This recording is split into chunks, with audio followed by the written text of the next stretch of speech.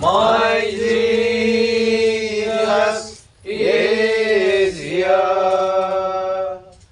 My Jesus is here.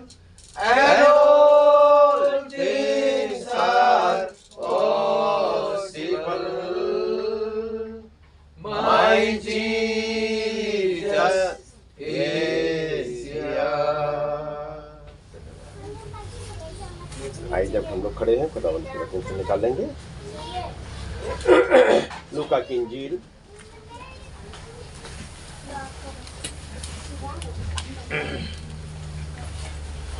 Book of Luke, chapter 14 and verse 25 to 33.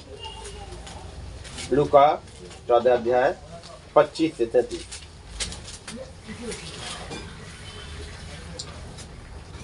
जब बड़ी भीड़ उसके साथ जा रही थी तो उसने पीछे मुड़कर उनसे कहा,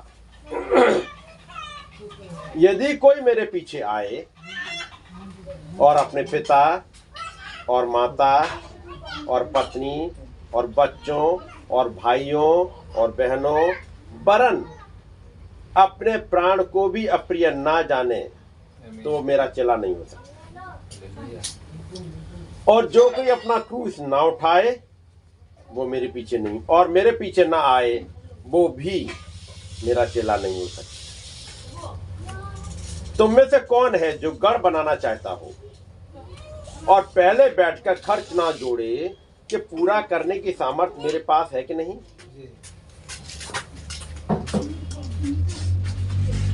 बच्चों को सुनकर रोक लीजिएगा थोड़ी देर के लिए। कहीं ऐसा ना हो कि जब वो नींव डाल ले पर तैयार ना कर सके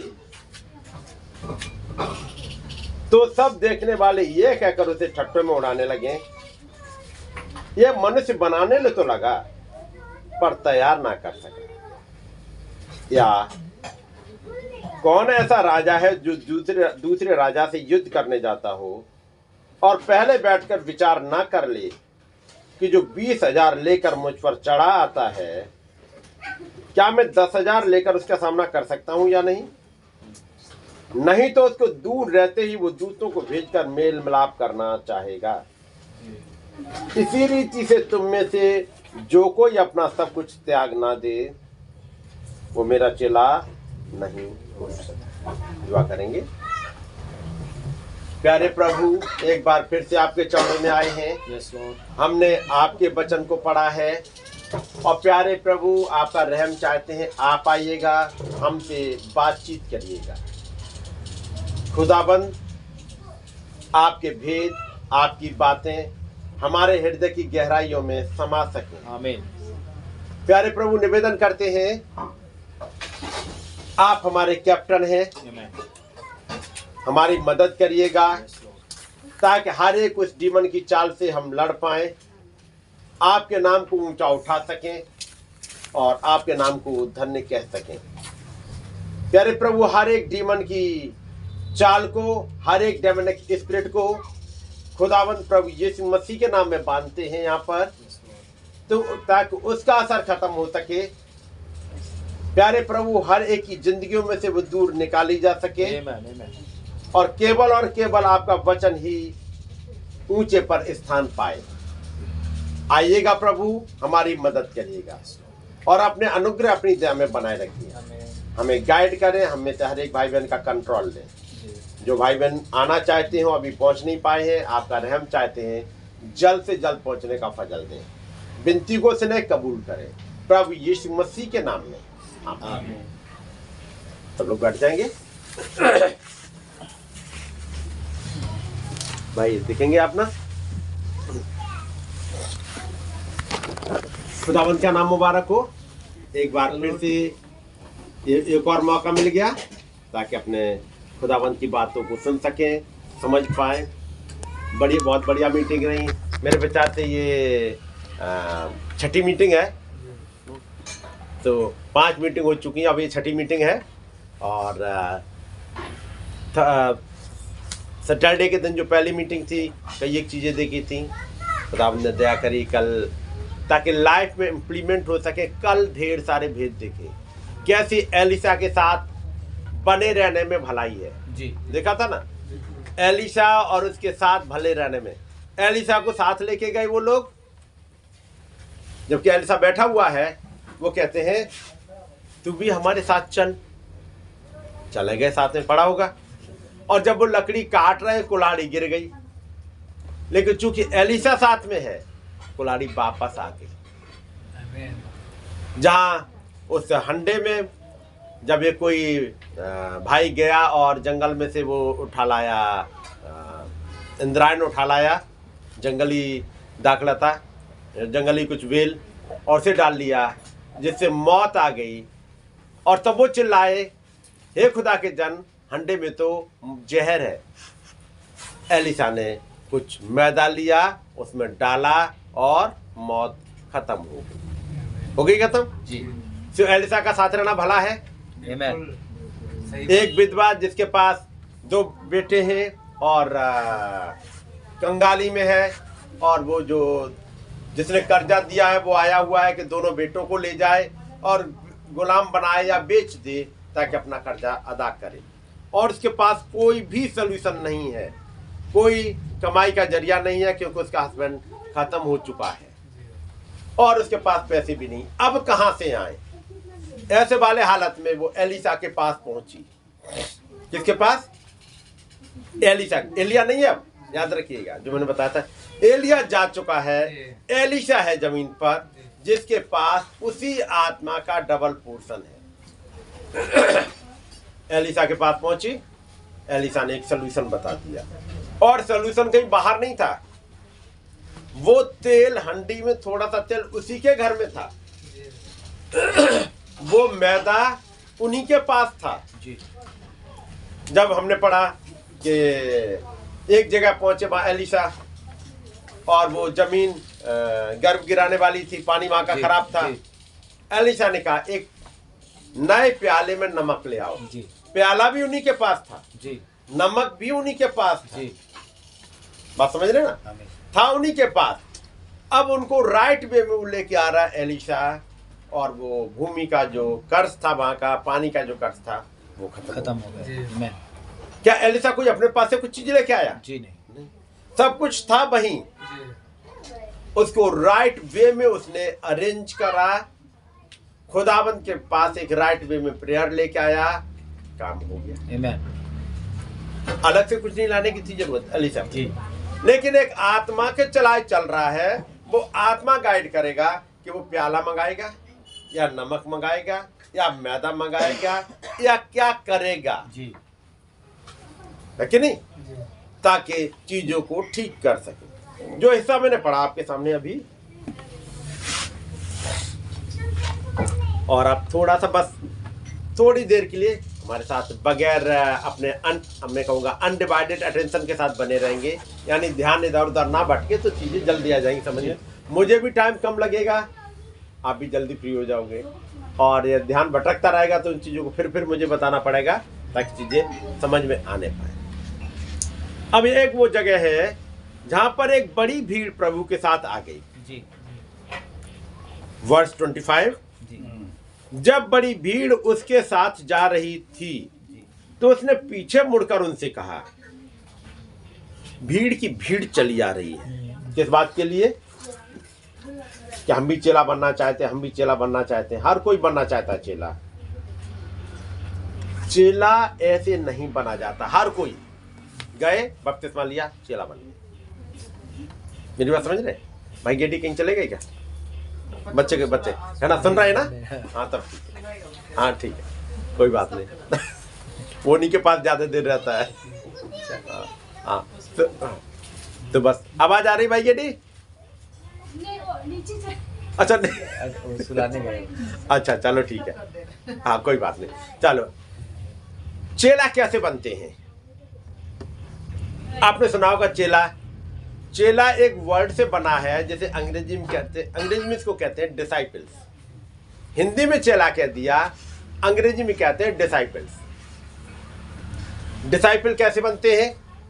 डिसिप्लिन से। डिसिप्लिन से। जी। डिसिप्लिन किसे कहते हैं? एक जन जो अब तक डिसिप्लिन में नहीं रहता था, जी अब वो डिसिप्लिन में आ गया।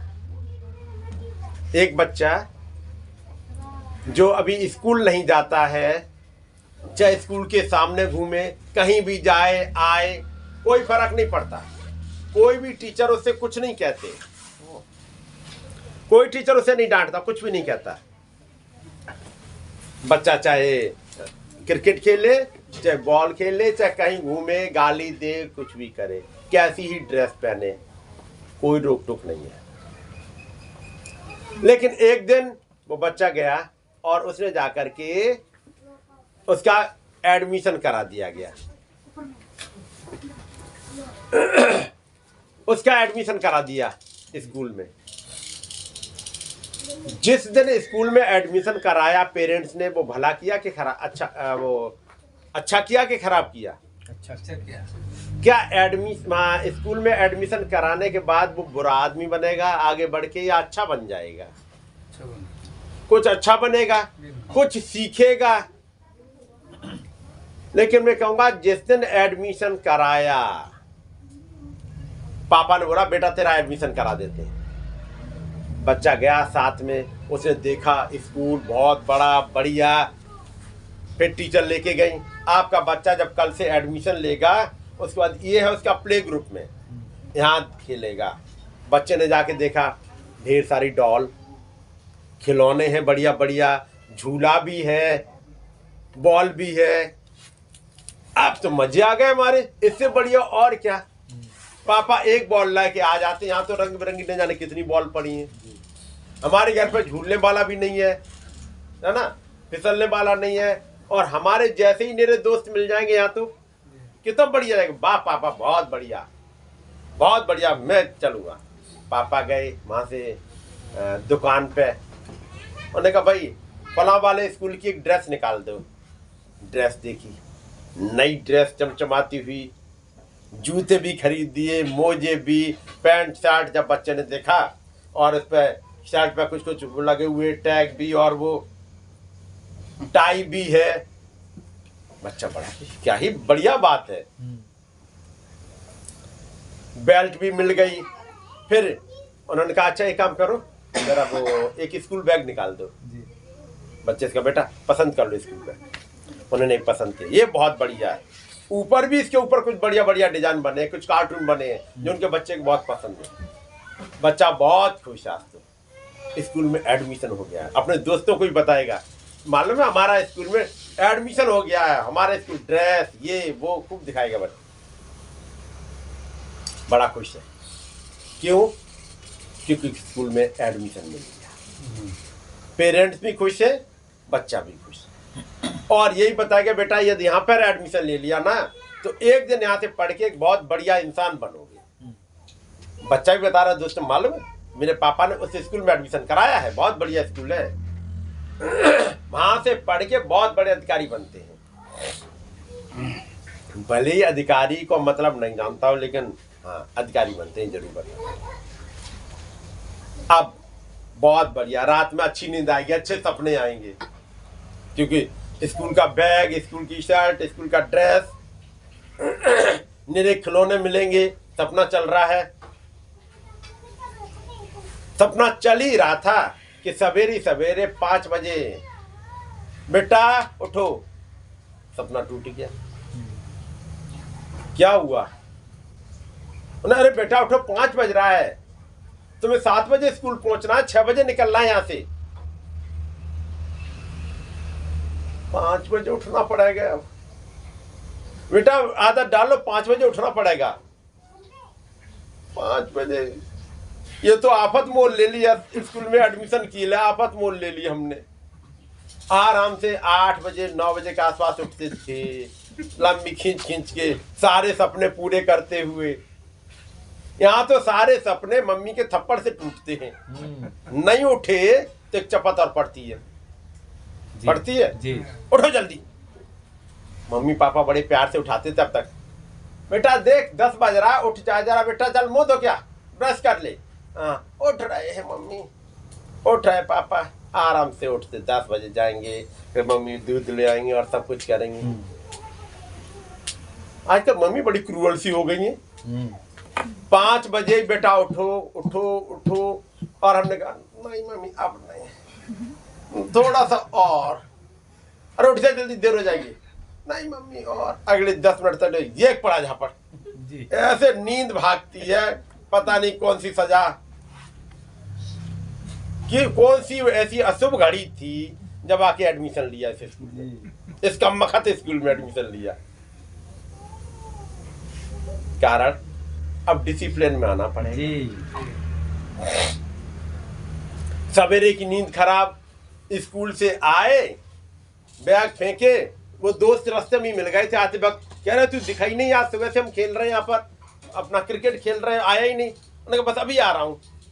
यार पे बैग फेंका, निकल ही रहे थे। मम्मी ने रुक बेटा कहाँ जा रहा है? मम्मी बस खेल ले। उन्होंने पहले बैठ होमवर्क कर पड़े। ये और मुसीबत, फिर कब खेलेंगे? खेलना बाद में, पहले ये कर होमवर्क। अब खेलने का टाइम भी गया, दोस्त खेल के चले गए, तब मम्मी ने कहा बज रहा 5 से 6 तुम्हारा टाइम है, जाओ खेलो जाके। जब गए वहां दोस्त कोई आए नहीं, अब अकेले खेले क्या, सर पीट के चले आए। किस मनहूस घड़ी में स्कूल में एडमिशन, क्यों? बच्चे का मन है, बच्चा है क्या जाने, अभी उसे उसी में अच्छा लग रहा था, एक दिन बैग मिला, एक दिन ये मिला, एक दिन में ऐसे ही। जब इस मैसेज में एडमिशन होता है उस दिन बहुत अच्छा लगता है, और वाह रैप्चर, वो वाला घर, थियोफनी, और ये मिलेगा वो मिलेगा। अगले दिन से वो टीचर, जैसे होली गोस्ट कहते हैं, वो अब क्लास लगाना स्टार्ट करता है। पढ़ना पड़ेगा, इतनी मोटी बाइबल। वैसे हम भजन संहिता 1 पढ़ लेते थे, 1 चैप्टर पढ़ा और बंद किया। अब ये पता नहीं प्रचारक जन कौन सा आता, कभी कहता उत्पत्ति निकालो, कभी कहता मत्ती निकालो, कभी ईशाया की किताब, कभी प्रकाशित, पता नहीं कहते ये पढ़ो, और जब ना पढ़ो तो कहते तुम लोग पढ़ते नहीं हो।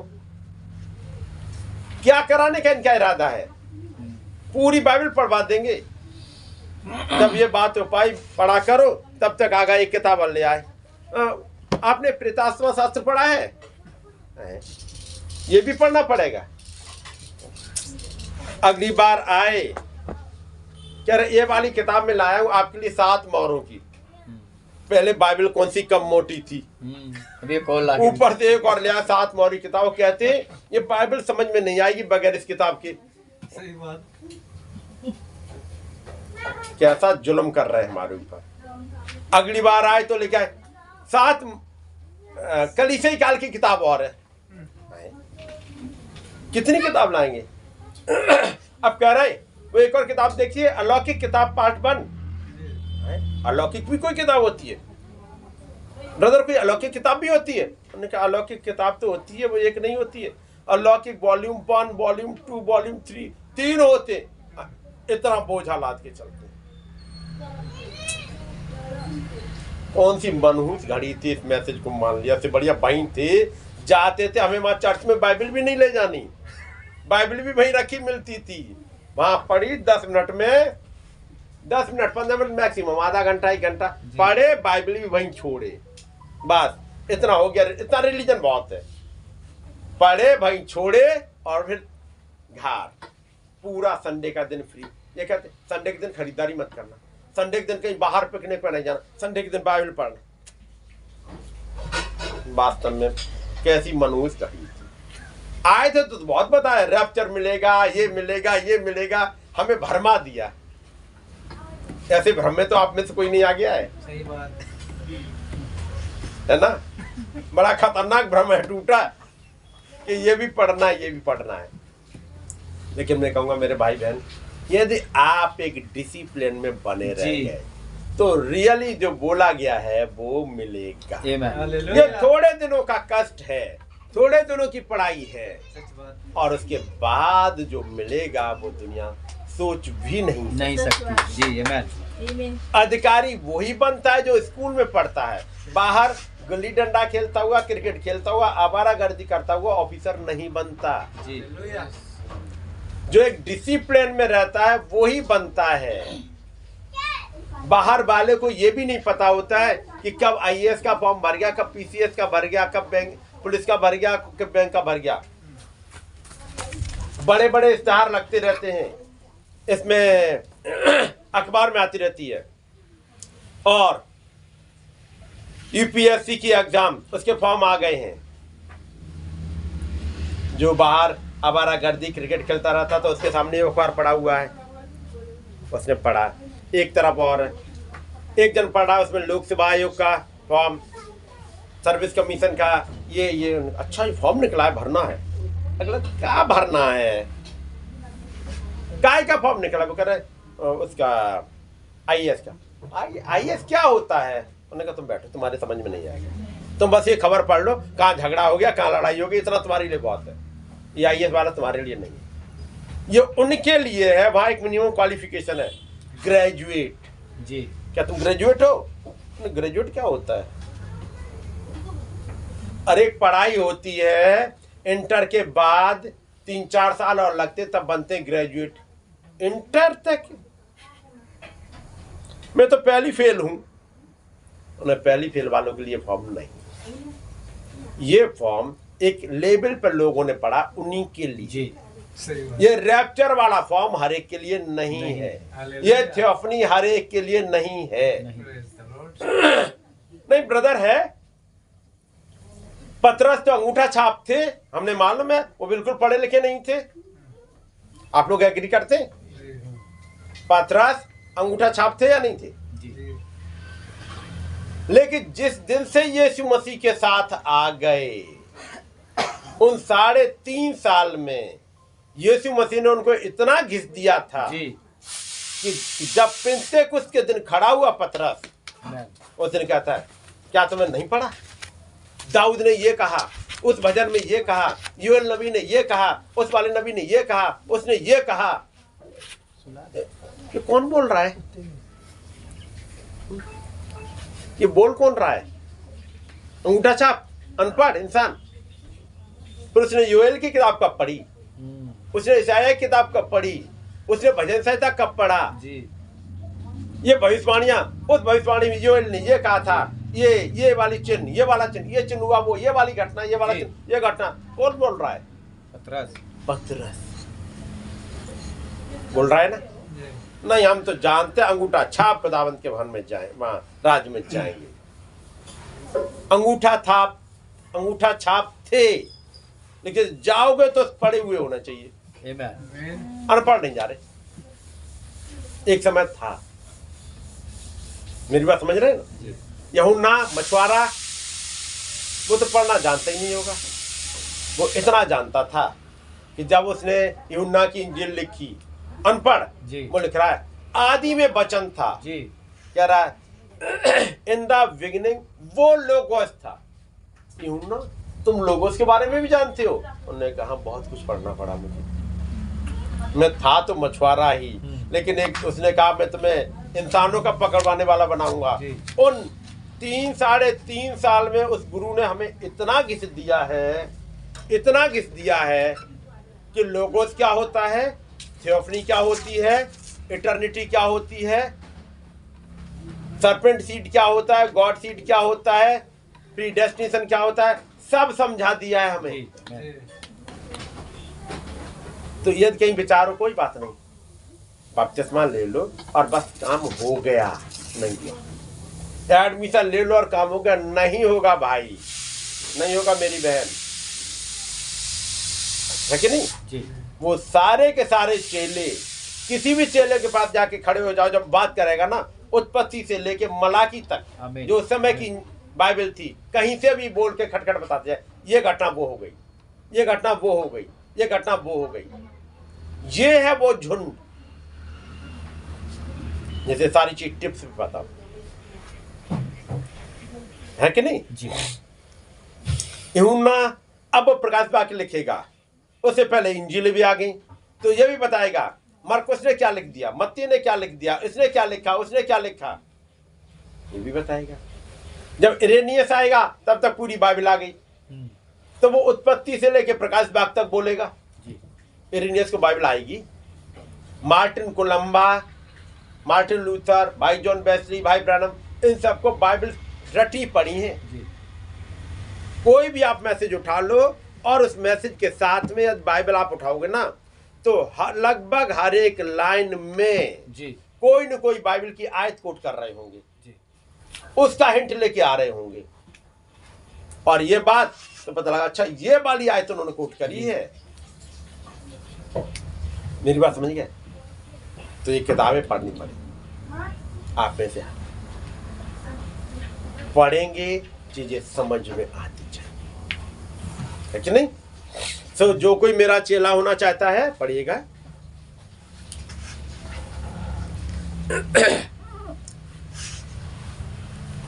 25 जब बड़ी भीड़ उसके साथ जा रही थी, उसने पीछे मुड़कर उनसे कहा, यदि कोई मेरे पास आए। भीड़ की भीड़ आ रही है जी। उन्होंने कहा, तुम सोच रहे हो हम सब के सब जा रहे हैं, हम यीशु मसीह के चेले बन गए। इसे चेला बनना नहीं कहते हैं। पीछे पीछे चले आओ पिछलग्गुओं की तरह, उसे चेला नहीं कहते जी। चेला एक वर्ड बना, डिसाइपल्स। डिसाइपल एक डिसिप्लिन में रहता है। आज आए, कल चले गए, परसों आ गए, फिर चले गए, उसे डिसाइपल्स नहीं कहते। हमारी तरफ जैसे एक भाई लाल एक बार समझा रहे थे कि हमारी तरफ एक बड़े वो कुश्ती लड़ने वाले जी, कुश्ती लड़ने वाले एक थे, उनका नाम था चंदगी राम, है नाम शायद सुना हो जी। हमारी तरफ के थे कुश्ती पहलवानी वाले, देखने में दुबले पतले से दुबले पतले। एक बार की बात है, मेरा जो होम डिस्ट्रिक्ट है एटा, उसमें वो कुश्ती के लिए आए हुए थे। चंदगी राम कुश्ती के लिए आए थे अखाड़े में। तो एक दिन पहले एक और आया था जो मुस्लिम पहलवान था, वो भी अपने समय का नामी गिरामी, और एक इधर चंदगी राम। तो जब अखाड़े में लोग बैठे हुए, भीड़ की भीड़ बैठी हुई है कुश्ती देखने के लिए, उस समय जो दूसरा पहलवान था अच्छे खासे मोटे, वो उसका खाना अच्छा खासा खाना था, मुर्गा ये अच्छी खासी हल्दी, खूब लंबा चौड़ा, और आया और अखाड़े में घूम रहा है, दिखा रहा मैं कितना मजबूत हूं। थोड़ी देर में जब अनाउंस हुआ कुश्ती का, तो मिस्टर चंदगी राम आए।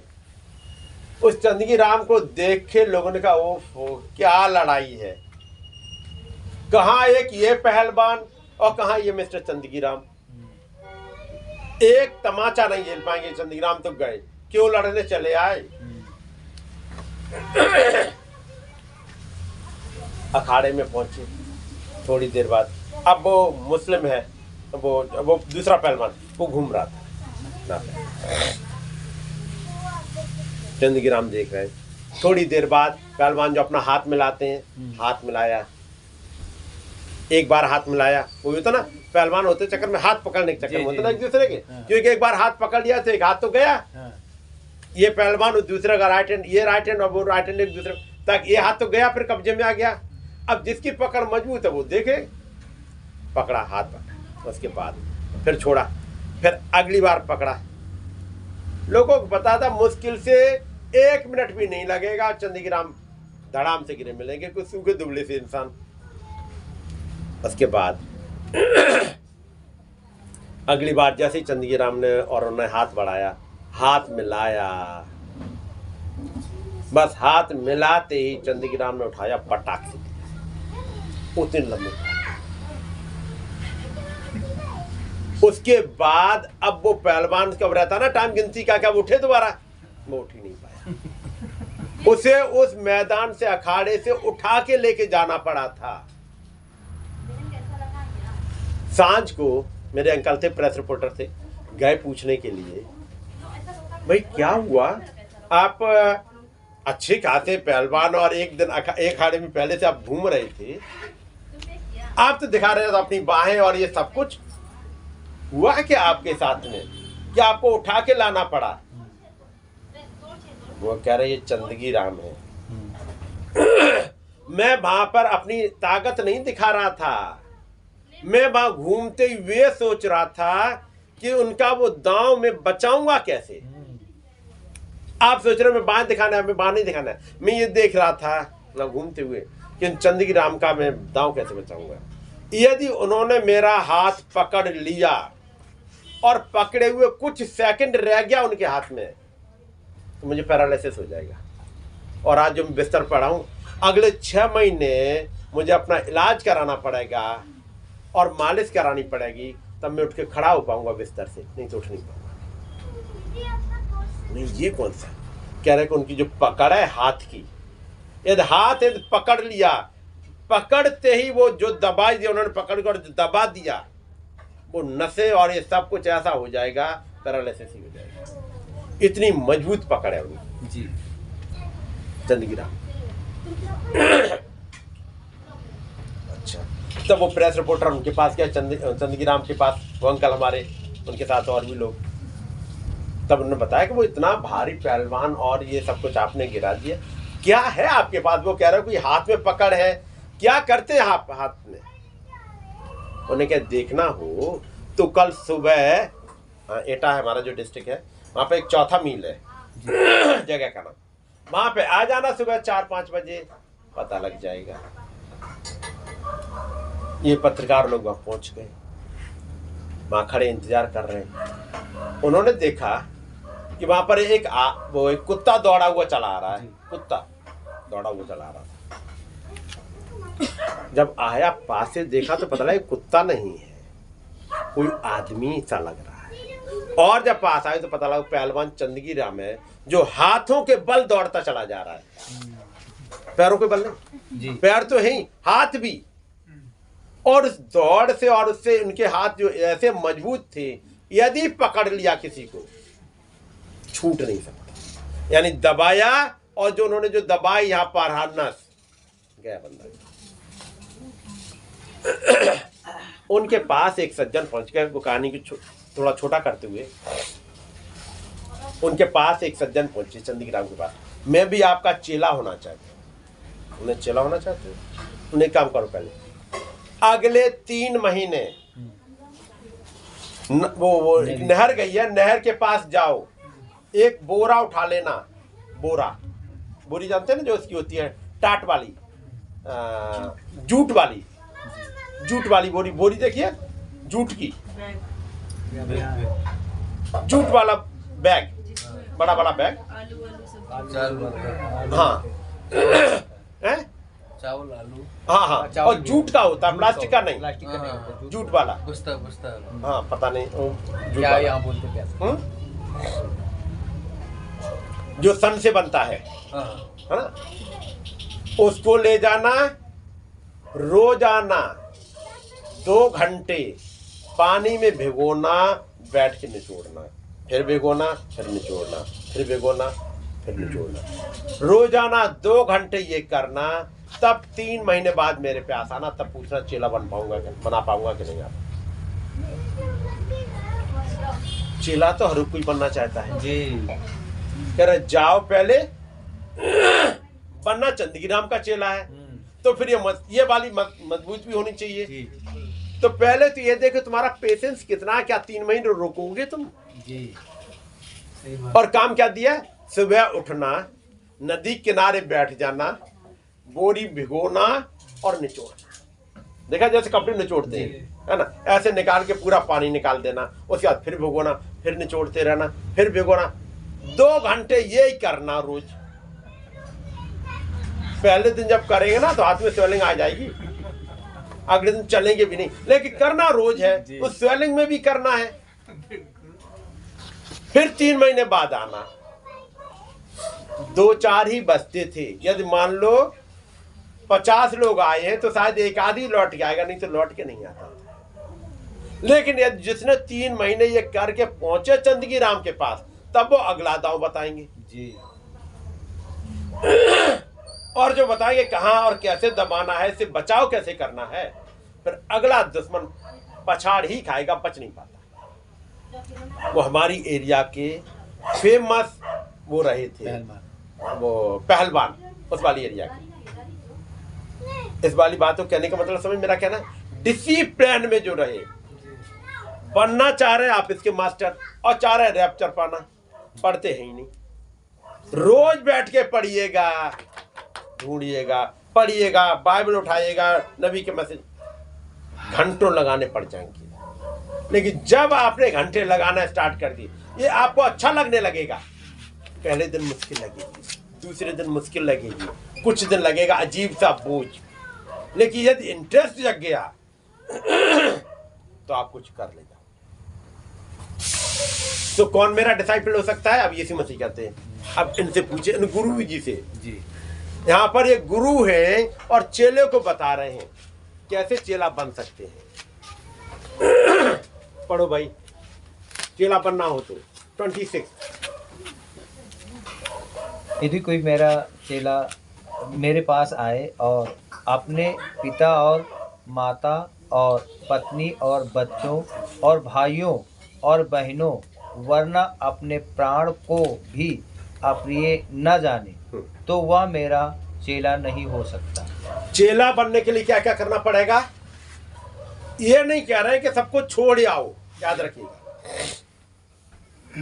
ये नहीं कह रहे घर परिवार छोड़ दो कि नहीं हमने तो पढ़ लिया है और यीशु मसीह का चेला बनेंगे।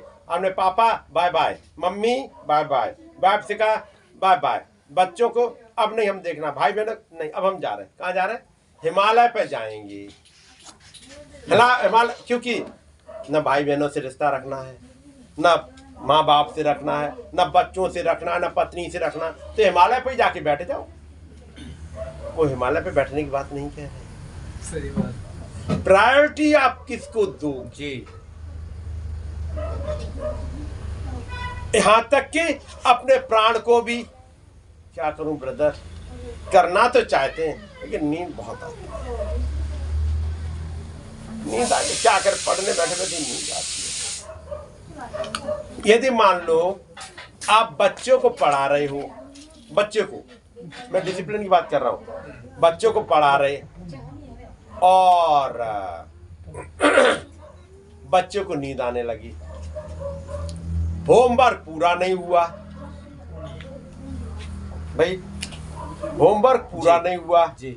बच्चों को पढ़ने बैठा है, बच्चा कह रहा है नींद आ रही है मम्मी, नींद आ रही है। उसकी नींद कैसे भगाते हैं? कैसे बताएगी बेटा? मार के। अब मम्मी कह रही है, बेटा कह रहा मम्मी अब छोड़ दो, नींद आ रही है बहुत ज्यादा। उन्हें बेटा होमवर्क करना, कल सुबह सुबह जाना है, सवेरे तो 5 बजे उठना है, अब होमवर्क भी नहीं करा, अभी सो जाओ, फिर तो सुबह मुश्किल से उठते हो, होमवर्क कब करोगे? नहीं मम्मी कुछ भी समझ में नहीं आ रहा है, अब छोड़ दो। एक दिया, जैसे ही दिया नींद भी भाग गई, समझ में भी आने लगा, अब कर नहीं पड़ेगा, लो कर दिया, लो। ऐसे ही अपने को डिसिप्लिन करो। जी जी। जब मीटिंग में बैठो नींद आ गई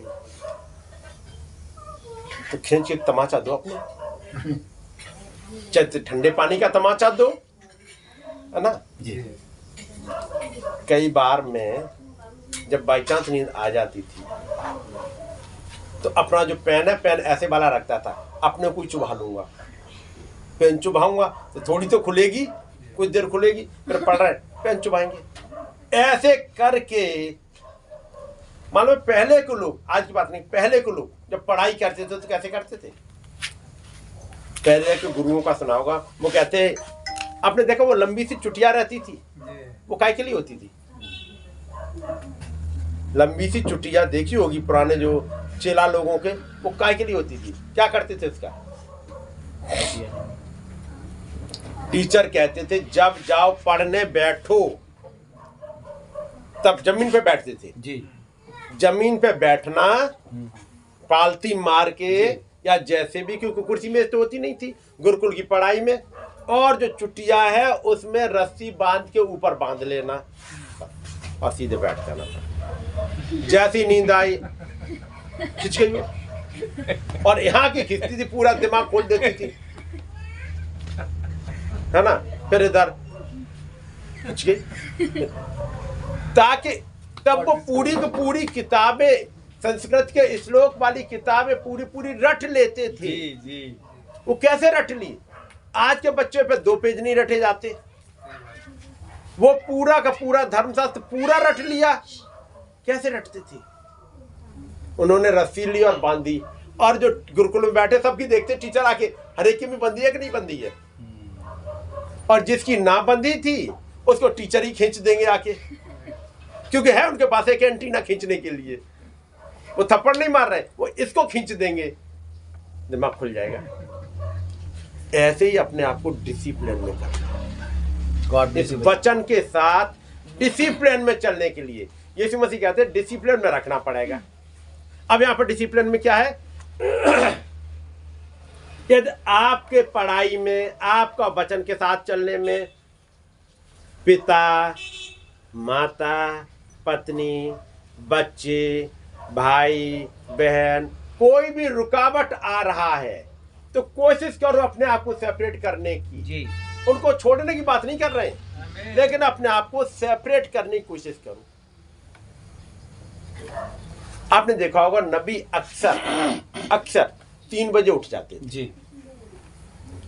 3 से 5। यीशु मसीह का उठने का टाइम क्या होता था? वो रात भर जाके दुआ करते रहते थे। लेकिन अक्सर नबी के साथ पढ़ोगे वो सुबह 3 बजे उठ जाते थे, और तब वो कहते नबी ये वो वाला टाइम होता है जब डीमंस सोती हैं। रात में 12-1 बजे के बाद डीमंस सो जाती हैं। क्या डीमंस भी सोती हैं? डीमंस सोती भी है और जगती भी है। हाँ जी, डीमंस सोती हैं। कैसे सोती हैं? अब आप सांझ को पढ़ने बैठो, पढ़ने बैठे थे तब तक फोन आ जाएगा। किसका? किसी दोस्त का आ गया। अब आप पढ़ने जा रहे हो, आ गया फोन, डिस्टर्ब करेंगे। ये दोस्त डीमन नहीं है, लेकिन डीमन उसको इंस्पायर करके फोन करवाएगी। सही बात। किसी दिन मीटिंग, आज सोचा अब भाई घर पे बताया सब, अब मैं जा रहा हूँ अपनी बाइबल पढ़ने के लिए, अब मुझे डिस्टर्ब नहीं करना। घर वालों को डांट डूट के आप चले गए, अपने कमरे में बैठे ही थे, बैठ के कुछ चैप्टर खोले था, कौन है? वो कोई पुराने दोस्त चले आए थे, पुरानी कोई आंटी अंकल चले आए थे। जहाँ अंकल कैसे? अरे कुछ नहीं बेटा, मैंने सोचा इधर से गुजर रहे हैं तो तुम्हारी तरफ घूमते ही जाए। अरे तो आज ही आने को बैठे जब मैंने सोचा कि पढ़ूंगा जाके। उस दिन कभी नहीं आएंगे जब आप आराम से बैठे गप मार रहे हो, फोन चला रहे होगे दोस्तों के साथ, कभी नहीं आएंगे। आप देख लेना, आजमा के देख लेना, जहां आप बैठे उस दिन अंकल आंटी दोस्त कोई ना कोई जरूर आ जाएगा। अब तब वाइफ जाके कहेंगी आ गए भैया, आ गए, वो तुम्हारे दोस्त आ गए, नहीं भी आज ही आना। अब क्या करो? नहीं आओगे तो ये बुरा मान के चल देंगे, मतलब हम इतनी दूर से गए, बड़े वो घमंडी हो गए, ये मिलने भी नहीं आए। अब क्या करें इंसान? ये हर एक की मजबूरी, हम सबकी यही हाल है। और तब वो डीमन इस वाले आयाम के बजाय दूसरे आयाम में बातचीत चलती है। एक दिन खुदा के यहाँ मीटिंग चल रही है, मीटिंग खुदा के बेटे बैठे। आप अय्यूब की किताब पढ़ेंगे तो खुदा के यहाँ मीटिंग चल रही है और खुदा के बेटे सब बैठे हुए। कौन बैठा हुआ है? खुदा के बेटे। और कहीं से डोल से डालते सैटन भी चले आए मीटिंग में। और मीटिंग में आके इन्हें मालूम है, खुदावंत को मालूम है कहाँ से घूम के आ रहे हैं। उन्होंने कहा मिस्टर लूसीफर तुम कहाँ से घूम के आ रहे हो? उन्होंने कहा घूमते घामते पूरी दुनिया का चक्कर लगाता हूं मैं तो, जिसकी खबर चाहो मेरे पास है। उन्होंने कहा क्या तूने मेरे दास अय्यूब को देखा है? उन्हें हाँ, वो अय्यूब जो ऊजनगर का है ना, उसी की बात कर रहे हो, जिसके 7 बेटे 3 बेटियां हैं। उन्होंने कहा हाँ तूने बिल्कुल सही पकड़ा। हमें मालूम है आप किसकी बात करोगे? हमें मालूम है अय्यूब जो यहाँ रह रहा है यरूशलेम या कनान में, यहाँ इनकी बात ही नहीं हो रही है, वो तो मेरे पहले से ही है। आप उनकी क्या बात करोगे? हमें मालूम कौन से वाले की बात करोगे? मैं वहीं से गुजर रहा था, जब मैं गुजरा बाजे बज रहे थे, क्या हनुमान चालीसा चल रहा था, कहीं सिपका चल रहा था, कहीं ये चल रहा था, कहीं डिनोमिनेशन की घंटी बज रही थी, कहीं मुल्ला की, कहीं पर देखा कोई कह रहा हालेलुया हाल, मैंने क्या खड़े हो गए, ये हालेलुया कौन कर रहा है? नमाज चल रही है कोई, ठीक है चल तो बढ़िया है, और इधर यहाँ भी चला ठीक ठाक, कैसे है यीशु मसीह के नाम में, अच्छा इधर है कोई एक, जरा इस पे देखूं ये क्या कर रहे हैं। आज जब मीटिंग चल रही है यहीं की खड़ा होगा, यहीं की घूम रहा होगा आसपास ही, सही बात। बाकी जगह तो कुछ नहीं दिक्कत है, वहां तो चल रहा, अपने ही सब चल रहा राज्य। यहाँ की हर एक की रिपोर्ट वो डीमन दे रही होगी अपने बॉस को। आज भाई जेडी ने घर पे मीटिंग बुलाई है शाम को 5:30 बजे, कोशिश करो किसी को रोको वहां पीछे ही, मीटिंग डिले करानी है, सही बात। टाइम मत देना। अच्छा ठीक है, मैं करता हूँ, मैं गाड़ी को रोकता हूँ, मैं जाम लगवाता हूँ, मैं बारिश करा देता हूँ, मैं घर में ये मुश्किल कर दे, मैं इसके पेट में दर्द कर दे रहा हूँ, इसको रोकूंगा उसको रोकूंगा, सच बात। सब लग गई, सब लग गई। और वो भी कह रहा मैं भी आ रहा हूँ भाई, ये जैसी बात है मैं भी आ रहा हूँ, कर क्या रहे हैं, क्या क्या बोल रहे हैं, क्यों? जो कुछ आप सुन के जाओगे वो भी सुन रहा है, इसकी काट वो कल ढूंढेगा जी। जो मीटिंग आपने 3 दिन में सुन ली है उन सब की काट वो ढूंढेगा, क्योंकि वो सुन गया वो भी खड़ा रहता है कहीं, क्योंकि मैं तो चला जाऊंगा और आप इसमें मेडिटेट नहीं करें, वो काट ढूंढ रहा होगा। अच्छा बहुत एलिसा पढ़ा है, मैं बताता हूँ एलिसा वाला इनका केस, ठीक है खुदाबंद आप सुनोगे ना, इनकी कोई बात नहीं, आप सुनो, इनका जवाब आप भेजोगे, ठीक है मुझे मालूम आप भेजोगे, मैं मेरे पास एक फारस का राजा है, मैं करता हूं बीच में खड़ा, और ना इनका प्रेयर का जवाब रुकवा दो 21 दिन। डैनियल के लिए लिखा है, हे डैनियल जिस दिन तूने प्रार्थना करी उसी दिन तेरी सुन ली गई थी, है ना, और उसी दिन मैं जवाब लेके निकल पड़ा, प्रार्थना उसी दिन सुन ली गई और उसी दिन जिब्राइल जवाब लेके चल पड़े। पढ़िए बाइबल आपने, जवाब भी चल दिया और डेविल ने भी देख लिया कि डैनियल ने प्रेयर क्या करी है, और उसका जवाब के लिए खुदावंद ने कहा जिब्राइल तुम जाओ इसकी प्रेयर का जवाब लेके, और मालूम अब रोकूं कहाँ से, उन्होंने कहा चल एक ऐसे पॉइंट पर रखूंगा, मेरे पास फारस का राजा है ना अभी अटकाएगा इसे, और मिस्टर फारस के राजा मेरे चेले जल्दी जाओ रोको, उन्होंने कहा ठीक है मैं रोके रहा। 21 दिन तक लड़ाई चल रही है, जिब्राइल ने देखा अब देर बहुत हो चुकी है, डैनियल कंटिन्यू गिड़गिड़ा रहा है 21 दिन से और इसकी प्रेयर का जवाब नहीं पहुंचा। उन्होंने कहा मिकाएल आप आओ, अब नहीं मेरी पार पड़ रही, अब मुझे जरूरत है आपकी। तब मिकाएल आए अपनी आर्मी लेके, पढ़ा होगा बाइबल कहते हैं, पढ़ा है ना आप लोगों ने। तब मिकाएल आए, उन्होंने कहा मैं आया, और जैसे आए मिकाएल अब भगाइए, जब भागा क्योंकि मिकाएल के सामने टिक नहीं पाता, लड़ाई तो करता है टिक नहीं पाता जाते देर। अब तब उसने कहा जब मेरी सहायता के लिए प्रधान स्वर्गदूत मिकाएल आया तब मैं तेरे पास आ पाया, मैं अब सुन ले जवाब। तो क्या आपकी जो प्रेयर थे उसका कोई जवाब रोकता होगा जी। और जब तक आप उस अयाम को नहीं समझ पाओगे आप सोचोगे पता नहीं खुदा बाप हमारी दुआ सुनता भी है कि नहीं सुनता। वो कहेगा मैंने सुन भी ली, मैंने जवाब भी भेज दिया, बीच में तुमने जब दुआ करी तब उसने भी सुन लिया, वो देखो बीच में रोके पड़ा है। भाई राजू ने दुआ करी, उन्हें खुदावंद मेरी ये दिक्कत है, वो दुष्ट आत्मा जाके बताएगी वो ईटानगर के राजू ने दुआ करी है याद रखना, और जवाब आ रहा होगा रोको चल के लगा दिया कुछ अड़ंगा, यहाँ वो बैठे इंतजार कर दुआ के जवाब नहीं। मैं बाइबल के आते बता रहा हूँ जी। 21 दिन तक रोके हुए हैं, रुक जाते हैं जवाब रुके पड़े, लेकिन आएगा तब पेशेंस रखना है। खुदाबंद आपने मेरी प्रेयर सुनी है, आपने वायदा किए, आप पूरा करोगे, कैसे मुझे नहीं पता, आप कर लोगे। उनका अच्छा देखा ये अभी विश्वास बनाए रखें जी, आमीन। मुझे दूसरी आर्मी भेजनी पड़ेगी ताकि उसके लिए रास्ता बने। ये सब कुछ चलता है उस अयाम में, जरूरी है उस अयाम के लिए आप यूज्ड टू हो जाए जी। कोई बात नहीं, पहले दिन नहीं सुनी गई दुआ, कोई बात नहीं, मैं तो डिसाइपल हूँ। मुझसे कहा गया 3 महीने तक ये टाट को निचोड़ते ही रहना जी। मैं 3 महीने तक इस आयत को ही पकड़े रहूंगा जी।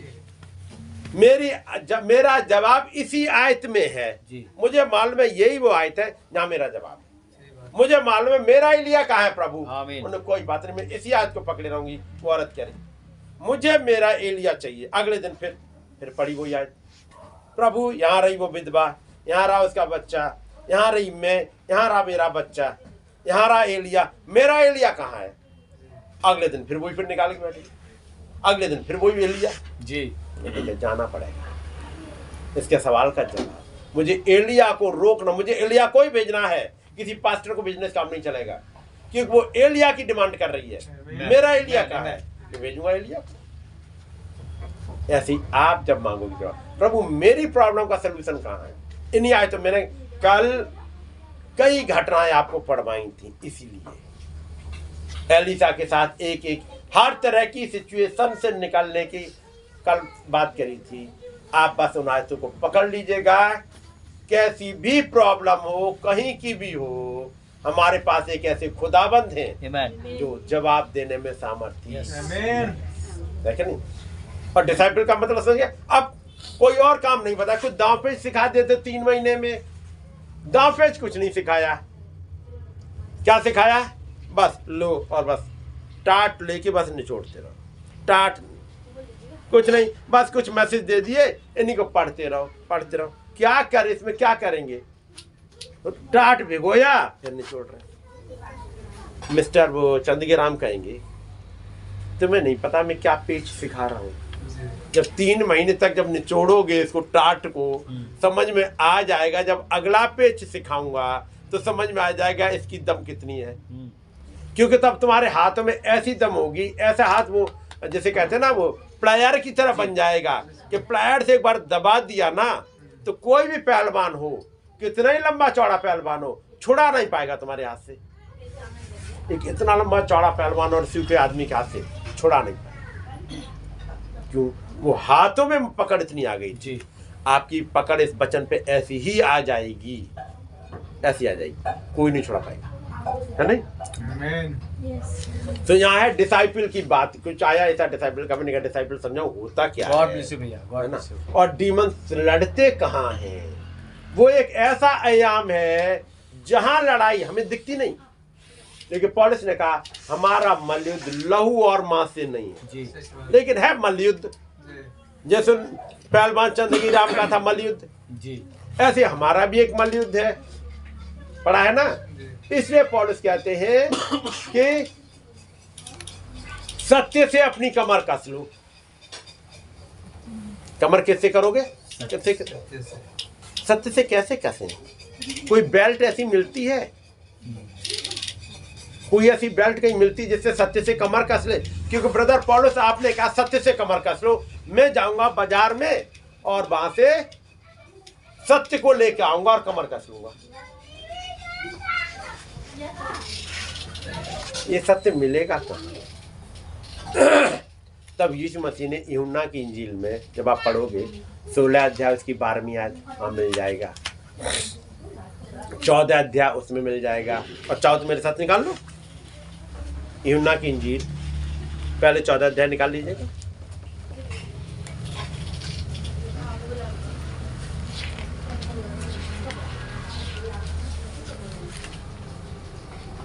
चौदह अध्याय पहले 16 निकालिए तब 14 समझ में आ जाएगा। Chapter 16 verse 12।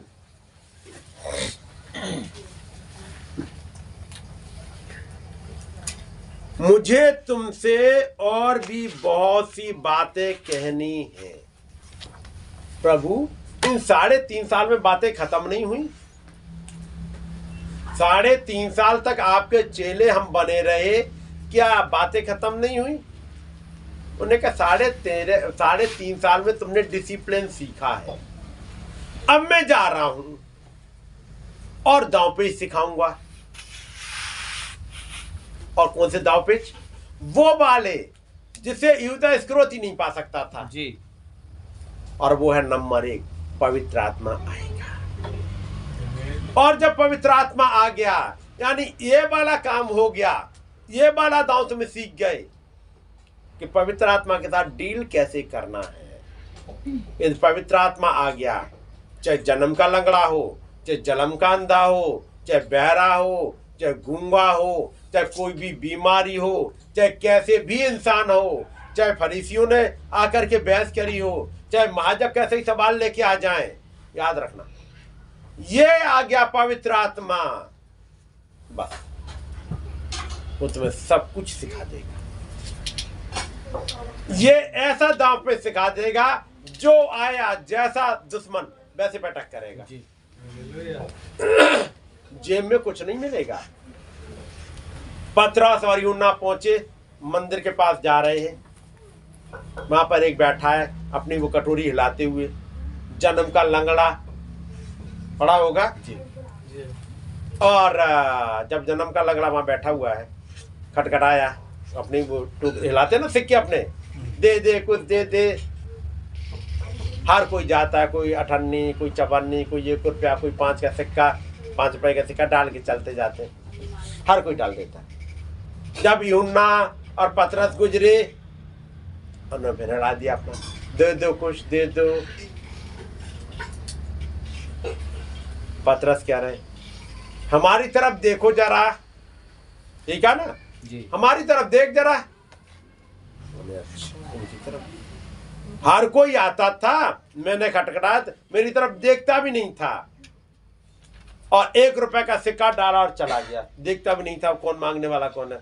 उन्हें दे दे, नहीं का सिक्का, मंदिर में जा रहे बहुत देर मत कर, ये पता नहीं कौन है, ये कहते हैं हमारी तरफ देखो, हमें लगता है कुछ ज्यादा ही देंगे, है ना।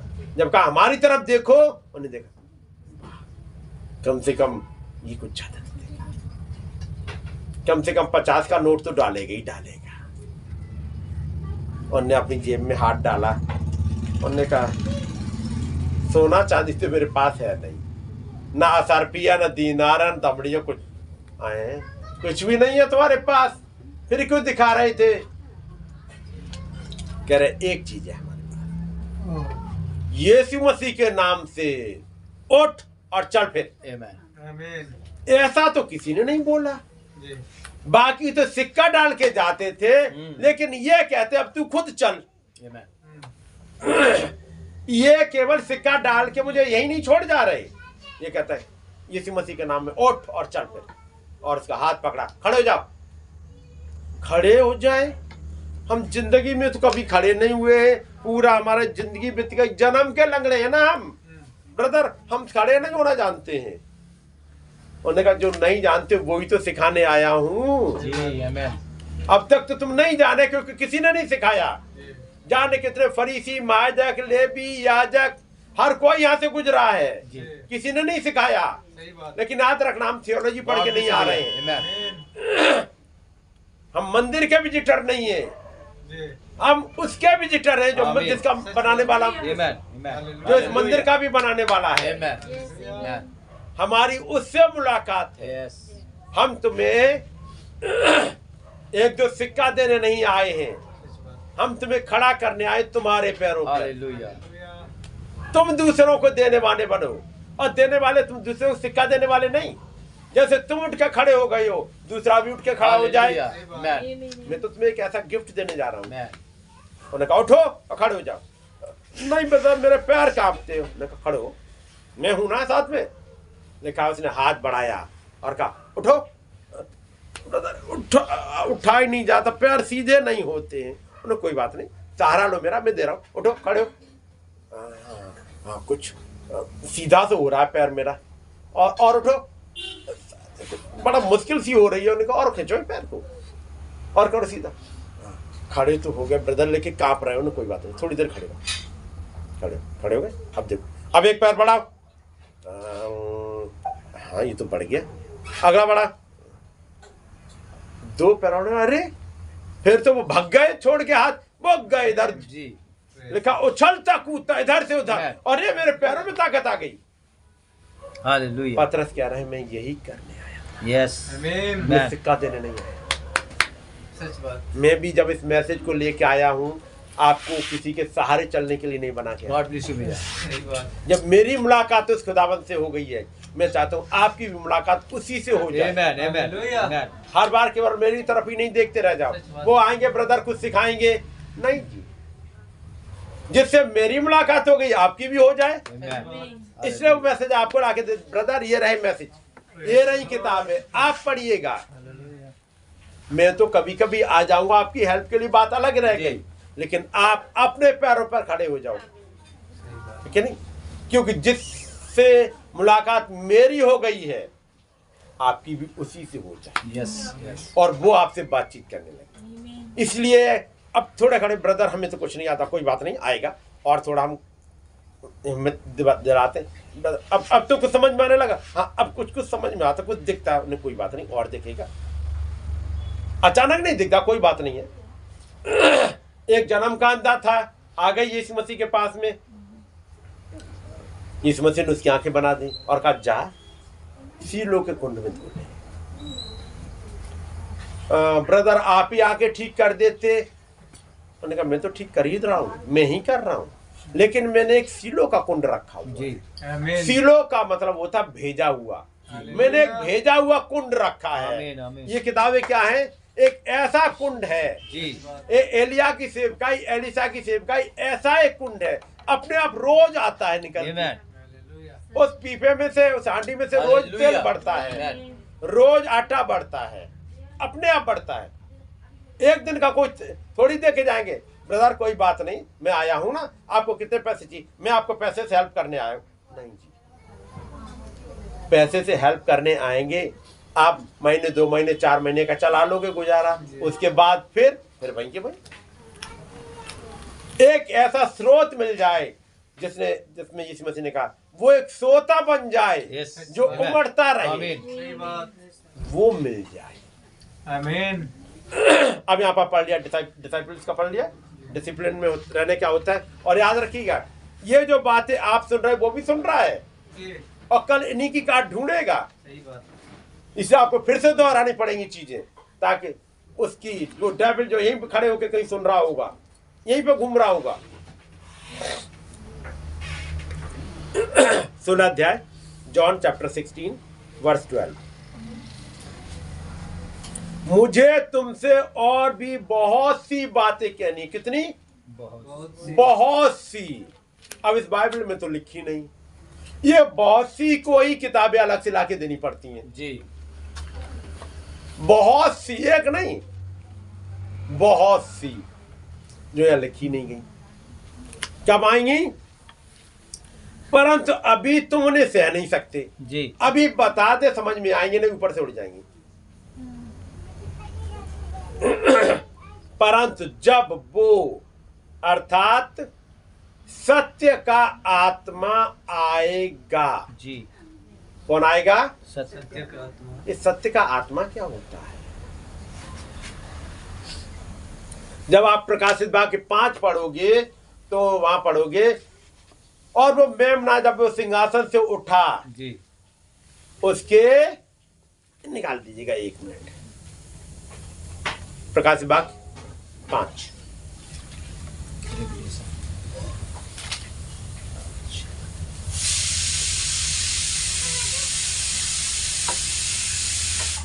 और इसकी 6ठी आयत। तब मैंने उस सिंहासन और चारों प्राणियों और उन प्राचीनों के बीच में मानो एक बध किया हुआ मेमना खड़ा देखा, जिसके 7 सींग और 7 आंखें थीं। क्या क्या है? 7 सींग और 7 आंखें। ये खुदा की 7 आत्माएं हैं। जी। आमीन। आंखें क्या है? आत्मा। खुदा की 7 आत्मा। आंखें क्या करती हैं? देखती हैं। जी।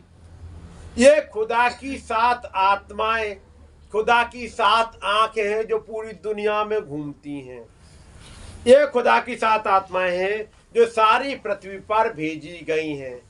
तो आज भी होंगी कहीं। जी। जी। सही बात। ये 7 आत्माएं उसी एक आत्मा के 7 प्रकटीकरण हैं। जो खुदा जो आत्मा है उस खुदा के 7 प्रकटीकरण हैं। आमीन। ठीक है नहीं? जी जैसे एक जो सफेद रोशनी होती है, ये रोशनी 7 नहीं होती, लेकिन इस रोशनी को एक प्रिज्म में से गुजारा जाता है। 7 अलग अलग वो बनती हैं, रेनबो बनाती हैं। आपने रेनबो देखा होगा? जी जी। देखा होगा मेघधनुष? उसमें कितने कलर होते हैं? 7 कलर होती है। वो एक ही सफेद रोशनी जब एक प्रिज्म में से गुजारी जाती है तो फिर 7 अलग अलग कलर दिखाई देते हैं। है वो एक ही। जब प्रिज्म आपने देखा हो, प्रिज्म तो पढ़ा होगा, प्रिज्म में इधर से रोशनी गई व्हाइट त्रिकोण, और जब इधर को आई तो हो गए 7 हिस्से में। है एक 7 हिस्सों में बट के चलता है। ये प्रिज्म त्रिकोण होती है ऐसे, देखा होगा। इस त्रिकोण को ही कहते हैं stature of a perfect man. वो आपने देखा होगा त्रिकोण सा, जी जिसमें 7 कलीसियाई काल, 7 दूत, जी। और वो तमाम देखे होंगे, सुना होगा। 7 वर्च्यू पढ़ा होगा। वो त्रिकोण सा कुछ ऐसा सा शायद मेरे पास होगा, या आपके गीत की किताब में भी बना होगा। जो कल बनाए थे ये वाला ये देखा होगा आपने, है ना? ये वाला, ये क्या है? वो प्रिज्म जब उसमें रोशनी एक इधर से पड़ी 7 कलर में डिवाइड हो गई, जिसे बिब्योर बोलते हैं, है ना? बैंगनी, आसमानी, नीला, हरा, पीला, नारंगी और लाल। सुना होगा ना बिब्योर? एक रोशनी उसके 7 हिस्सों में बट गए। इन 7 में एक सत्य का आत्मा भी है। जब 7 हिस्सों में बटे तो 1 2 3 4 5 6 7 ये अलग अलग एट्रीब्यूट्स को रिप्रेजेंट करते हैं। जो 7वां है उसे कहते हैं सत्य का आत्मा। आमीन। हालेलुया। सत्य का आत्मा 7वें दूत के पास आएगा। आमीन। जिसे नबी ने कहा वो 7वां दूत मेरी तरफ देख रहा था, आमीन। वो 7वीं आत्मा मेरी तरफ देख रही थी। सही बात। उन 7 दूतों ने मुझे उठा लिया पिरामिड में। कुछ कह रहे भाई जी? वो 7 दूत आए और उठा लिया भाई ब्रैनम को 1963 में। अब कह रहे वो 7वां मेरी तरफ देख रहा था क्योंकि मेरा वाला था। वो सत्य का आत्मा जो वो 7वां दूत बना, वो इस 7वें दूत जो जमीन वाला है इसको देख रहा था। वो 7 दूत आसमान वाले थे जिन्होंने आके घेरा बनाया। वो 7 दूत कंट्रोल करते जमीन के 7 दूतों को, जो पॉलुस, इरेनियस, मार्टिन है। तो 7वां दूत भाई ब्रैनम को देख रहा है। वो कह रहा वो मेरा वाला था, वो सबसे अधिक चमकीला था, क्योंकि अब उसका समय चल रहा था।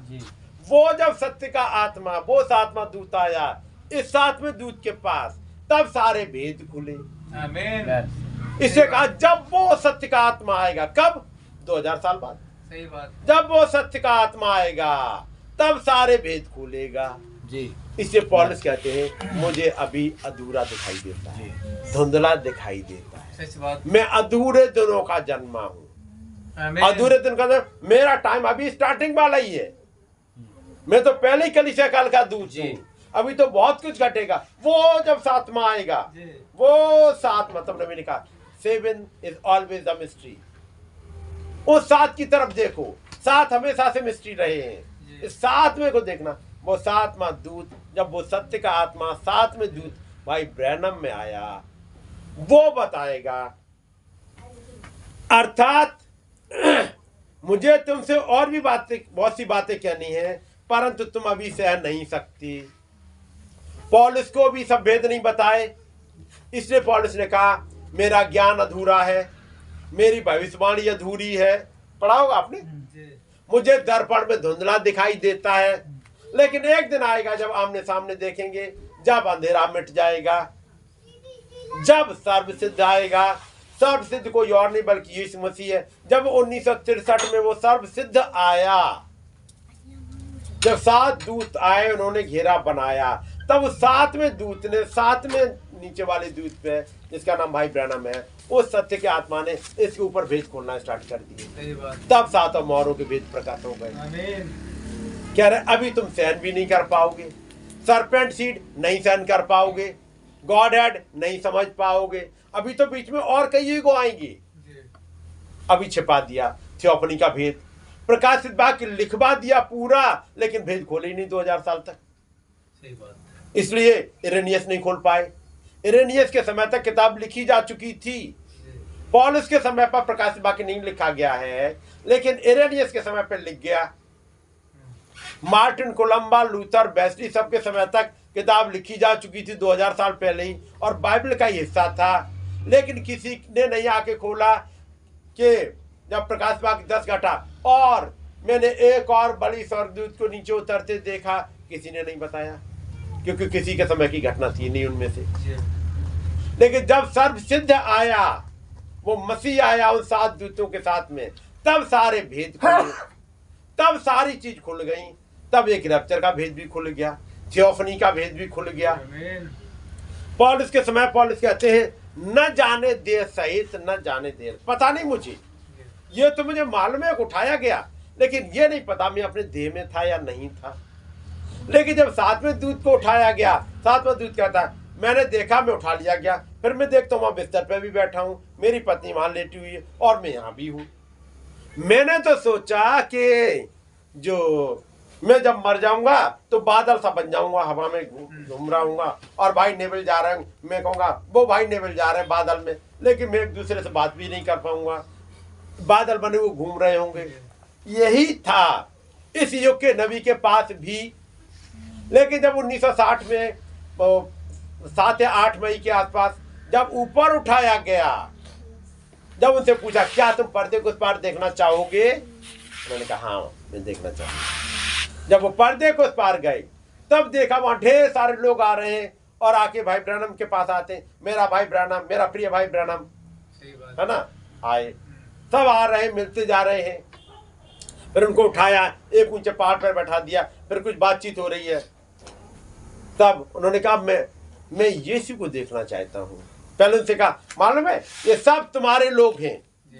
भाई ब्रैनम कहते हैं ये सब ब्राह्मणाइट है क्या, ब्रैनम खानदान के? उन्होंने कहा नहीं, वो जिनको तुमने प्रचार किया, जिन्होंने तुम्हारे वचन पर विश्वास किया, यहाँ है सब ये। जिन्होंने तुम्हारे वचन पर विश्वास किया वो सब यहाँ हैं। वो कौन थे? वो तमाम थियोफनीज वहीं पर थी। तब भाई ब्रैनम ने कहा कि मैं यीशु मसीह को देखना चाहता हूं। उन्होंने कहा वो अभी थोड़े ऊपर। फिर जब बता ये सब है, जब आएंगे तुम्हारा न्याय होगा। कह मेरा न्याय होगा तो क्या पौलुस का भी होगा जो उसने प्रचार? हमने कहा कह रहा मैंने तो वही प्रचार किया जो पौलुस ने प्रचार किया है। तब अचानक से आवाज आती वो लाखों की, हम उसी पे खड़े हैं, हम उसी वचन की वजह से यहाँ पे आ गए हैं जो आपने वही प्रचारा जो पौलुस ने प्रचारा था। यह जो पौलुस ने प्रचारा, और पौलुस ने कहा था जो मैं प्रचार कर रहा हूं यदि कोई और तरह का संदेश लाए वो कर्सिड है जी। सही बात। लेकिन निस्नबी ने वही प्रचारा जो पौलुस ने प्रचारा। तब वो सब कहते हम उसी पर टिके हुए हैं, इसी तो इस वाले डायमेंशन में आ गए। या तुमने कुछ और प्रचार किया होता और हमने उस पर विश्वास किया होता, किसी दूसरे डायमेंशन पहुंच गए होते जिसे हेल कहते हैं, या 4th डायमेंशन में फंस गए होते। हम इस 6ठे में पहुंच गए इसी वजह से क्योंकि तुमने वही प्रचार किया। और यदि वो पहुंच गए तो मैं कहूंगा मेरे भाई मेरी बहन आप भी पहुंच जाओ, क्योंकि आप भी उसी नबी के वचन पर विश्वास कर रहे हैं। और तब उन्होंने बताया एक और शरीर है। मैंने अपनी बॉडी वहां देखी और ये भी देखी। अब समझ में आया थियोफनी कहते कैसे हैं। तब उन्होंने जब लौट के आते कहते हैं अब चाहे मुझे कोई बंदूक गोली मार दे लेकिन मैं इसी वचन पर खड़ा रहूंगा, क्योंकि मैं देख के आया हूं। मैं केवल सुनी सुनाई बातें नहीं, केवल पढ़ के नहीं, बल्कि मैं देख के आया हूं वहां क्या है। जब सत्य का आत्मा आएगा वो थियोफनी का भेद भी बताएगा जी। कैसे शरीर में मुर्दे उठते हैं, कैसे जलाए जाते, तभी तो तमाम भेद खुल पाए। अभी बहुत सी बातें कहनी है। कब कहोगे? जब एक दूत आएगा और वो 1200 मैसेज प्रचार कर देगा, सब भेद खुल जाएगा। जी आमीन। और जब वो अर्थात सत्य का आत्मा आएगा तो तुम्हें सब सत्य का मार्ग बताएगा। जी हालेलुया। सब सत्य का मार्ग क्या बताएगा? सत्य का मार्ग। नहीं, फिर से पढ़िएगा। सब सत्य को। सब सत्य सब का सत्य। सारा ट्रुथ खुल जाएगा। जी आमीन। आमीन। बैसनी के समय में बपतिस्मा पिता पुत्र पवित्र आत्मा के नाम में चलता रहा। जी मार्टिन के समय में पिता पुत्र पवित्र आत्मा के नाम में बपतिस्मा चलता रहा। और वो उस समय के जिन्होंने विश्वास किया उस मैसेज पे वो बचेंगे, लेकिन उनके पास अधूरा है। जी। इसलिए जब ये मुर्दे जलाए जाएंगे तो सबसे पहले कौन उठेगा? भाई ब्रैनम के समय के लोग, जिनके पास पूरा सत्य आ गया। जी जी। ये लोग उनको बताएंगे जो छठे युग में पाए जा रहे थे। तब अगली लहर में छठे युग के लोग आएंगे, वो अगले को बताएंगे, क्योंकि उनके पास उतना रह गया था, थोड़ा थोड़ा। ऐसे करते लहर बाई लहर पहले युग तक, पौलुस के समय तक के लोग उठते चले जाएंगे। ये रिजरेक्शन एक दिन में नहीं हो जाएगा। पिछले 4000 साल के संत कितने दिन में जी उठे थे?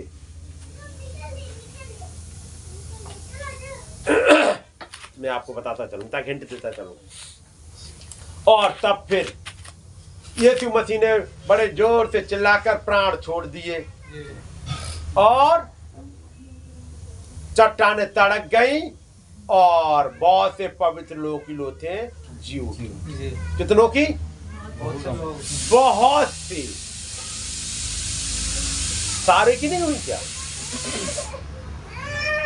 बहुत से पवित्र लोगों की लोथे, है ना? जग गया मतलब। बहुत से पवित्र लोगों की लोथे जी उठी, सबकी नहीं। जी याद रखिए, एक एक वर्ड पे ध्यान रखना पड़ेगा। सही बात। उसी वक्त वो जिनको ये भेद मिल गया था क्या हमारी कब्र होनी कहाँ चाहिए थी, वो उठ गए। वो जिनके पास भेद खुल गया था, एक था अय्यूब, जिसने देखा मेरा छुड़ाने वाला जीवित है। जी आमीन। उसने अपनी कब्र मकबेला में बनाई, मकबेला में। और वो इब्राहिम से कई पीढ़ी पीछे है अय्यूब। पहले मतलब नूह के बाद और अब्राहम से पहले बीच में कहीं अय्यूब है। जब इब्राहिम का समय आया, एक दिन उसने देख लिया उस नगर का बनाने वाला और रचने वाला खुदा है। मलकी से देख से उसकी मुलाकात हो गई। उसे यह भी पता चल गया मुझे गढ़ना कहां चाहिए। इसलिए जब उसकी पत्नी सारा मरी, उसने एक जगह उस जमीन को खरीद लिया, कह रहे ये मेरी होगी, जो कि परदेसी होके रह रहा है। परदेसी हो आज नहीं तो कल कहीं, ये जमीन क्यों खरीद रहे हो? उन्हें मालूम है जमीन मेरी होगी एक दिन। कारण मैंने देखा वो रिजरेक्शन हो किस जगह से रहा है। मकपेला की गुफा उसी मोरिया पहाड़ के पास पाई जाती है, उसी जहां पर वो कलवरी पाया जाता है। कलवरी एक जो वो है, बहुत बड़ी पहाड़ी है, अलग अलग उसकी चोटियां। उसका एक मोरिया पहाड़ है जिस पर इसहाक को चढ़ाया गया था। एक उसी की पहाड़ी का नाम गुलगुथा कहते हैं, वही एक मकपेला है। ये सब उसी पहाड़ के आसपास है सब। उन्हें भेद मिल गया मुझे गढ़ना कहां चाहिए। क्यों? एक दिन अब्राहम से कहा गया अपने बेटे को ले और वहां जा उस पहाड़ पर चढ़ा दे। वो गया, उसका बेटा वहां से उठ के चला आया। पढ़ा है ना? इसहाक बच गया और अब्राहम के लिए वहां एक मेमना प्रोवाइड हो गया। अब अजहा की संति उसे मालूम में रिजरेक्शन होगा कहां, उसने वो जमीन खरीदी। और फिर अब्राहम को वहीं दफनाया गया, इसहाक को वहीं दफनाया गया। अब याकूब पहुंच गए वहां पर मिस्र में। अब आया मरने का टाइम। जी हर तरह की सुख सुविधा, हर तरह की अच्छी खबर मिस्र में, क्योंकि उनका बेटा वहां का प्राइम मिनिस्टर है। उन्होंने बुलाया अपने मरने के जब समय आ गया, अपने बच्चों को बुलाया, उन्होंने मुझसे कसम खाई, यूसुफ जी यूसुफ से कसम खिलवा रहे, मुझसे कसम खा मुझे यहाँ नहीं गाड़ देगा, कहीं तूने ये देखा यहाँ तो बहुत अच्छी जगह है, अपने पापा को अच्छी तरह से दफन करेंगे, अच्छी कब्र बनवाएंगे, अच्छा ऊपर उसके ऊपर वो लगवा देंगे, यहाँ मेरे पापा का नाम रहेगा। उन्होंने कहा बेटा यहाँ नहीं गाड़वाना मेरी कब्र, ना मुझे नहीं गाड़ना, मुझसे कसम खा तू मुझे यहाँ नहीं गाड़ेगा, वहीं ले जाएगा। लेकिन पापा वहां तो कोई है ही नहीं अपना, सारे इस्राएली और सब बच्चे तो आपके यहाँ आ गए हैं। उन्होंने कोई बात नहीं, मुझे मेरे पूर्वजों के पास वहीं ले जा, वहीं गाड़ देना मुझे। ठीक है पापा। यूसुफ के पास एक भेद था जी, इसलिए याकूब यूसुफ से कसम खिलवा रहा है। जब यूसुफ का समय आया, उन्हें अपने भाइयों से जो बच गए थे, भाई भतीजे जो कुछ भी, उन्हें कहा मुझसे कसम खाओ, मेरी हड्डियां नहीं छोड़ोगे यहाँ। उन्हें हड्डियां कहाँ लेके जाए? जब एक दिन तुम्हारा यहाँ से छुटकारा होगा, तुम गुलामी से जाओगे, मुझे मालूम है, आज नहीं तो कल जाओगे, एक प्रॉमिस है। जब जाओगे मेरी हड्डियां यहाँ मत छोड़, वहीं ले जाना। और तब 400 साल के बाद जब गुलामी से निकल रहे हैं, मूसा ने उन हड्डियों को अपने सर पर रखा। पढ़ा है? 80 साल का बुजुर्ग जब निकल रहा है, उन हड्डियों को किसी और को नहीं दे रहा। बेटा मैं तो बुजुर्ग वैसे ही हो गया 80 साल का, तू बॉक्स उठा ले। किसी ने कहा होगा दादा मैं उठा दूं? ब्रदर मोजेद आप तो वैसे भी 80 साल के हो गए हो, बुजुर्ग हो, ये बॉक्स में ले चलता। नहीं, इसे उठाओ, मैं अपने सर पर रखूंगा। मुझे मालूम है हड्डियों में जी, ये हड्डियां नहीं है, सिर्फ एक प्रॉमिस है। जब जब मैं इन हड्डियों को देखता था, मुझे मालूम था ये हड्डियां एक दिन निकल के जाएंगी यहाँ से, और जिस दिन ये निकल के जाएंगी इस देश से, मैं भी निकल जाऊंगा। और मेरी आंखों के सामने आज वो दर्शन पूरा हो गया है कि वो हड्डियां, जब जब मैं आता था हड्डियों को देखता था, क्योंकि मूसा तो वहीं रहा है मिस्र में, वहीं फिरौन की जगह पे जहां पर इसकी हड्डियां भी रखी हुई हैं, क्योंकि वहां तो उसमें पिरामिड में रखी जाती थी। उन्होंने कहा जब जब मैं देखता था, मुझे मालूम है जिस दिन ये हड्डियां गई मैं भी चला जाऊंगा। इससे मैं और ये हड्डियां अलग नहीं कर सकती थी, मैं लेके जा रहा हूं। आपने पढ़ा होगा मूसा लेके चला, आगे जाके उन वाली हड्डियों को कौन लेके गया? यहोशू।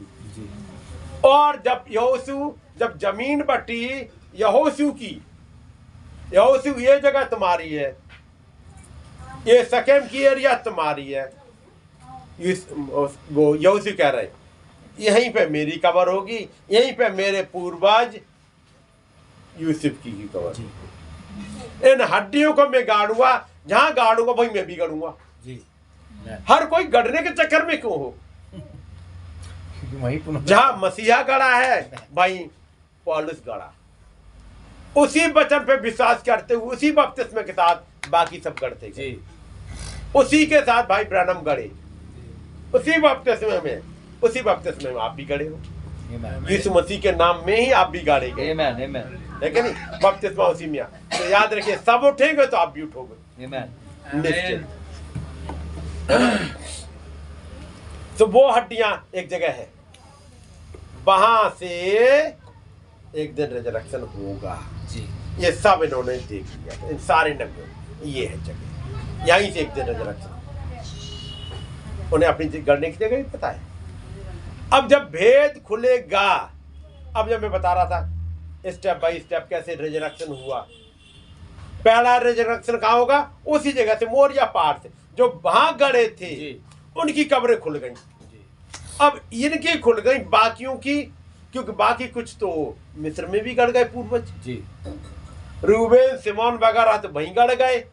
अब उनके पास भी ये रिजरेक्शन जाएगा, क्योंकि ये भेद जाएगा इस रिजरेक्शन के बाद।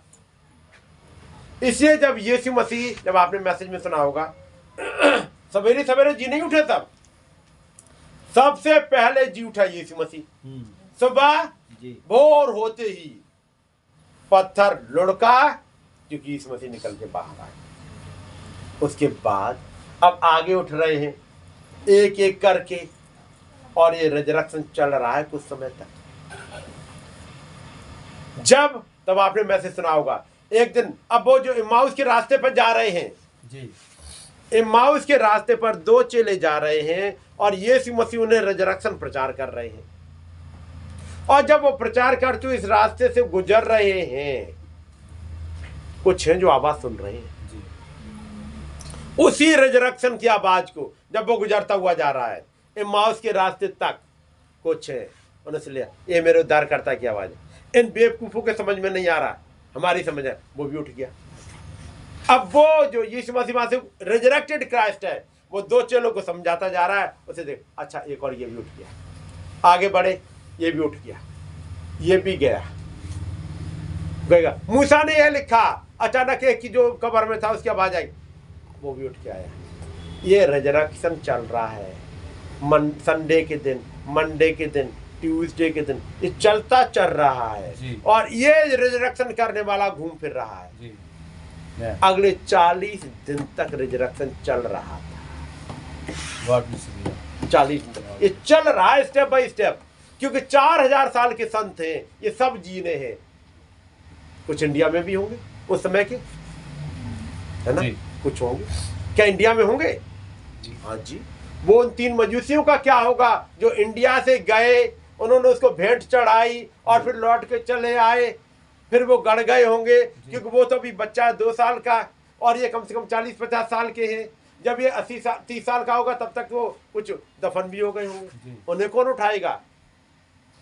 वही रिजरेक्टेड लॉर्ड पूरी दुनिया में हर एक अपने बच्चों को उठाएगा। और जब सब उठ गए उन 40 दिन में, उन सब को लेके वो चले जा रहे हैं। 1-2 नहीं गए, सब जिन्होंने उस वचन पर विश्वास किया था, कहीं भी गड़े हों, मार दिए गए हों, समुद्र में फेंक दिए गए हों, उन सबको बढ़ाए लेके चले गए। सच बात।